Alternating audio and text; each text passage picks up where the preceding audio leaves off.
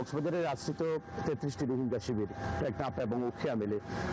33টি রোহিঙ্গা শিবিরে মূলত 9 বছর ধরে তারা একটি টেকসই প্রত্যাবাসনের জন্য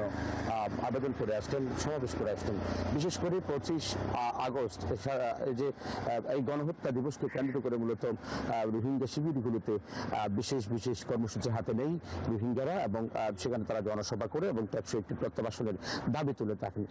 দীর্ঘ 9 বছর আশ্রিত জীবনে তারা এই দাবি তুলে আসছেন, কিন্তু এখনো পর্যন্ত সেই টেকসই প্রত্যাবাসনের কোনো মৌকা তারা দেখতে পায়নি। বলে রাখি যে আজকের এই দিনটিতে মূলত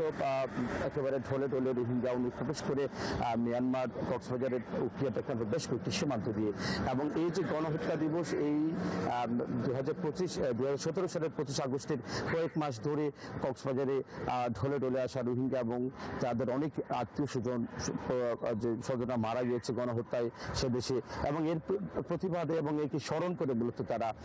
কক্সবাজারে আশ্রিত রোহিঙ্গা ক্যাম্পগুলোতে শহীদদের জন্য, অর্থাৎ সেই সময়ে তাদের স্বজনদের জন্য,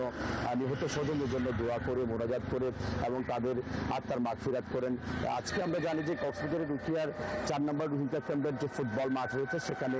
ইউসিআর অর্থাৎ ইউনাইটেড কাউন্সিল অফ রোহিঙ্গা তারা মূলত একটি বিশাল সমাবেশের আয়োজন করেছে, এবং সেখানে টেকসই প্রত্যাবাসন সহ গণহত্যার বিচার দাবি সহ বেশ কয়েকটি দাবি নিয়ে তারা আজকে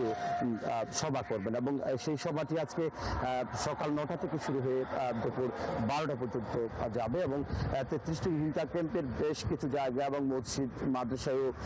সেই সময়ের গণহত্যায় নিহত তাদের স্বজন এবং তাদের রোহিঙ্গা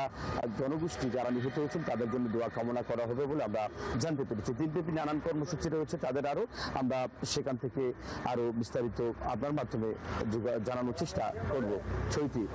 নিশ্চয়ই তারেক, আপনি আছেন সেখানে সারা দিনভর খোঁজ খবর রাখছেন, নিশ্চয়ই পরবর্তীতে